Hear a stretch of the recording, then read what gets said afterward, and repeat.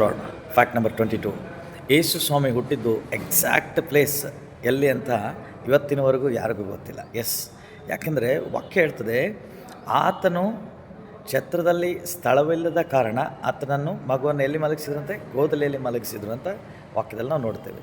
ಆದರೆ ಯೇಸು ಸ್ವಾಮಿ ಅವ್ರನ್ನ ಎಕ್ಸಾಕ್ಟಾಗಿ ಎಲ್ಲಿ ಬರ್ತ್ ಆಯಿತು ಅನ್ನೋದು ಆಲೋಚನೆ ಮಾಡಿದ್ರೆ ಇಬ್ರಿಯ ಗ್ರಂಥಗಳಲ್ಲಿ ಹೇಳ್ತದೆ, ತಾಲ್ಮುಡ್ ಅನ್ನುವಂಥ ಗ್ರಂಥಗಳಲ್ಲಿ ಬರೆದಿದೆ. ಯಾವುದರ ಕುರಿತಾಗಿ ಅದು ಬರೆಯಲ್ಪಟ್ಟಿದೆ, ಯಾವ ಸ್ಥಳದ ಕುರಿತಾಗಿ ಬರೆಯಲ್ಪಟ್ಟಿದೆ ಅಂದರೆ ಆ ಛತ್ರಕ್ಕೆ ಅಂಟಿಕೊಂಡಿರುವಂಥ ಹತ್ತಿರದಲ್ಲಿ, ಅಂದರೆ ಬೋವಜನ ಹೊಲ. ಅದು ಬೋವಜನ ಹೊಲದಲ್ಲೇ ಕುರುಬರು ಕಾಯ್ತಾಯಿದ್ರು. ಕುರುಬರು ಹತ್ತಿರದಲ್ಲೇ ಇದ್ದರು.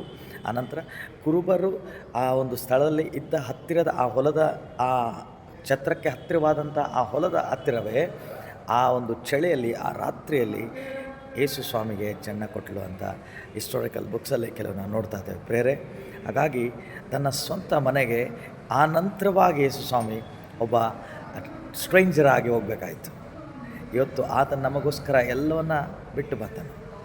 ಅದಕ್ಕೆ ವಾಕ್ಯ ಹೇಳ್ತದೆ, ಹದ್ದುಗಳಿಗೆ ಕೂಡದೆ ಆಕಾಶ ಪಕ್ಷಿಗಳಿಗೆ ಸ್ಥಳವಿದೆ, ಆದರೆ ಮನುಷ್ಯ ಕುಮಾರನಿಗೆ ತಲೆದಾಗುವಷ್ಟು ಸಹ ಏನಿಲ್ಲ, ಸ್ಥಳವಿಲ್ಲ ಅಂತ ಹೇಳ್ತಾನೆ ಯೇಸು ಸ್ವಾಮಿ ಲೋಕದಲ್ಲಿ. ನಿಜವಾಗಲೂ ಆತ ನಮಗೋಸ್ಕರ ಜನಿಸಿ ಬಂದಂಥ ಆ ಸ್ಥಳ ಅದು ನ್ಯಾಯವನ್ನು ಒದಗಿಸುವ ಸ್ಥಳ ಆಗಿದೆ.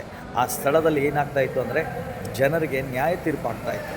ಆ ಭೂಮಿಯ ಮಧ್ಯಭಾಗದ ಆ ಸ್ಥಳದಲ್ಲಿ ದೇವಾದಿದೇವನು ನಮ್ಮ ಪಾಪ ವಿಮೋಚನೆಗಳಿಗೋಸ್ಕರ ನ್ಯಾಯ ತೀರ್ಪು ಮಾಡುವುದಕ್ಕೋಸ್ಕರ, ದೇವರ ನ್ಯಾಯ ತೀರ್ಪಿಗೆ ನಮ್ಮನ್ನು ಬಿಡಿಸುವುದಕ್ಕಾಗಿ ಆ ಸ್ಥಳದಲ್ಲಿ ಜನಿಸಿ ಬಂದನು, ಬೋವಜನ ಹೊಲದ ಒಂದು ಸ್ಥಳದಲ್ಲಿ ಅಂತ ನೋಡ್ತಾ ಇದ್ದೇವೆ. ದೇವರು ನಿಮ್ಮನ್ನು ಆಶೀರ್ವದಿಸಲಿ.